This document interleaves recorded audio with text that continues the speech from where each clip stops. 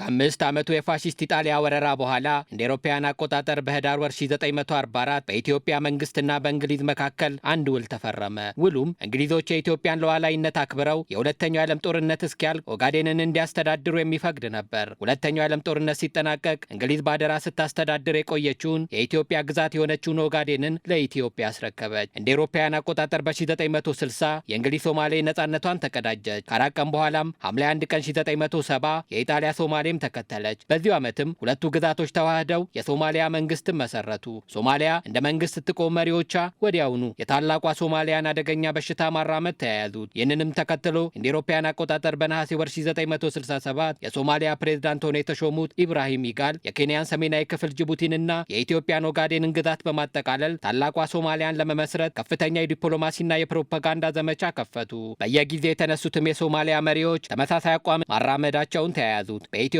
በኬንያና ጅቡቲ ድንበሮች ላይ ተከታታይ ትንኮሳዎችን ማድረግ ቀጠሉ። በ1950ዎቹ በኢትዮጵያ ላይ በተከታታይ የወረራ ሙከራ ያደረገችው ሶማሊያ በጀነራል አማን አምዶን በሚመራው 3ኛው ክፍለ ጦር እየተመታ እንዲደመሰስ ተደርጓል። እንደ አውሮፓውያን አቆጣጠር በጥቅምት 15 ቀን 1969 በሶማሊያ በተደረገው መፈንቅለ መንግስት ፕሬዝዳንት አብዱረሺድ አሊ ሸርማርኬ ተገደሉ። ጠቅላይ ሚኒስትር የነበሩት ራጅ ኢብራሂም ኢጋል ዘብጥያ ተወረወሩ። በጀነራል ዚያድ ባሬ የሚመራው ወታደራዊ መንግስትም ስልጣን ላይ ወጣ። ከ1967ቱ የመንግስት ለውጥ በኋላ ኢትዮጵያ ከመቼውም ጊዜ በላይ በውስጥ ችግር ተወጥራ የነበረችበት ዘመን ነበር።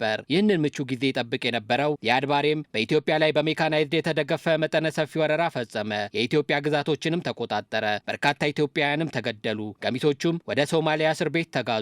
በዚያም ከፍተኛ ስቃይ ደርሶባቸዋል። ሶቪየት ህብረት ኢትዮጵያና ሶማሊያ ልዩነታቸውን በጠረጴዛ ዙሪያ እንዲፈቱ ለማግባባት ሞክራለች። በዚህም በአፍሪካ ቀንድ የነበራትን ይዞታ ለማጠናከር ብሎም ለሌሎች ተራማጅ የአፍሪካ ሀገሮችን ለማሰባሰብ በአህጉሩ ላይ ያላትን ተሰሚነትና የቁጥጥር አድማስን ለማስፋፋት ቆርጣ ተነሳች። ሁለቱ ሀገራትን ወደ መፍትሄ የሚመራ ረቂቅ መርሃ ግብር በማቅረብ የሁለቱን ሀገሮች ተወካዮች ሞስኮ ላይ በተናጠል ለማነጋገር ሞክራ ነበር። ሶማሊያ ኦጋዴንን ለመጠቅለል መፈለጓ የሽምግልና ጥረቱ መሰናክል ገጠመው። ኢትዮጵያም ከሶማሊያ ጋር ያላትን የወሰን ክልል በተመለከተ ክልሉን ከወታደራዊ ሰፈር ነጻ ለማድረግ የአውሮፓውያን አቆጣጠር በ1908 ከኢጣሊያ ጋር የተፈራረመችውን ውል እንደዚሁም የአውሮፓውያን አቆጣጠር በ1964 ካይሮ ላይ የጸደቀውን ሁሉም የአፍሪካ መንግስታት ነጻነታቸውን ባረጋገጡበት ወቅት የያዟቸው ወሰኖች ማወቅና መቀበል ይኖርባቸዋል የሚለውን ስምምነትና ውል ዋቢ በማድረግ የሶማሊያን የግዛት ይገባኛል ጥያቄ ፈጽሞ አልተቀበለችውም። በውይይቱ ሂደት ሶቪየቶች ኢትዮጵያ የተወሰኑ የግጦሽ መሬት ለሶማሊያ እንድትሰጥ ለማግባባት ሞክረው ነበር። ኢትዮጵያ ግን ስንዝር መሬትን እንደማትሰጥ አቋሟን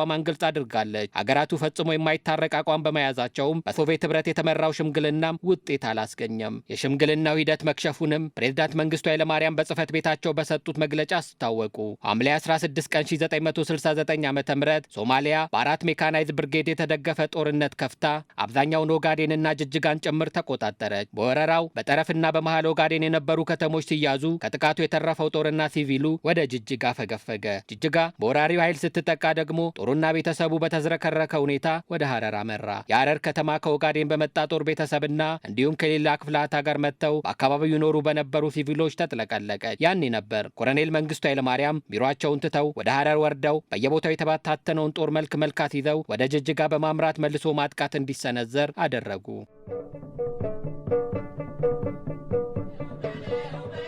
የኢትዮጵያ ጦር አንድ የሶማሊያ ሻለቃ ጦር እንደምስሶ ጅጅጋን ተቆጣጠረ። ሌሎችም የተያዙ የኢትዮጵያ መሬቶችን ለማስለቀቅ ግን በቂ ዝግጅትንና ስልጠናን የሚጠይቅ ነበር። ታህሳስ 15 ቀን 1970 የሶማሊያ ጦር የቆሬን የመከላከያ ቀጠናን በጎን በማለፍ በጃርሶና በኮምቦልቻ በኩል አድርገው ድሬዳዋን በፌዲስና ሐኪም ጋራ በኩል ከፍተኛ ማጥቃት ሰነዘረ። የኢትዮጵያና የኩባ ሰራዊትም ወደ ሐረር በመገስገስ ላይ የነበረውን ፌዲስ ላይ፣ ድሬዳዋን ለመያዝ በመገስገስ ላይ የነበረውን ድሬዳዋ አውሮፕላን ማረፊያና ጨርቃጨርቅ ፋብሪካው አጠገብ እንደደረሰ ሁለት ከፍተኛ የመልሶ ማጥቃት ዘመቻዎችን አካሄደ። በዚህ መልሶ ማጥቃትም ጀነራል ፋንታ በላይና የአየር ኃይል ባልደረቦች እንደ አንድ እግረኛ ወታደር ጠመንጃ ይዘው በግንባር ተሰልፈው በጀግንነት ተፋልመዋል። በዚህ ቀውጢ ሰዓትም ለሕይወታቸው ሳይሳሱ በፍጹም ጀግንነት የጠላትን ጦር በአየር ደብድበዋል። ከጠላት ወገንም ከ3000 በላይ ሰራዊትን ደመሰሱ።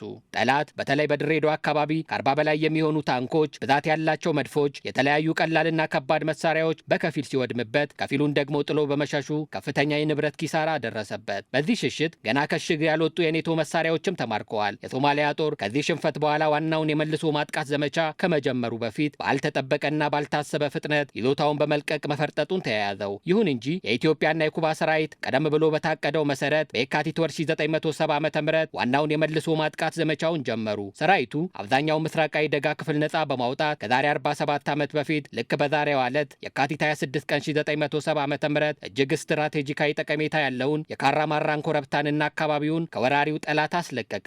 ድልም ለኢትዮጵያ ሆነ። የኢትዮጵያ ሰንደቅም በካራማራ ተራራ ላይ ከፍ ብሎ ተውለበለበ። ከካራማራው ድል በኋላ ጠላት ከኢትዮጵያ ልጆች ጋር ፊት ለፊት መዋጋት አቅሙን ስላጣ ፈረጠጠ።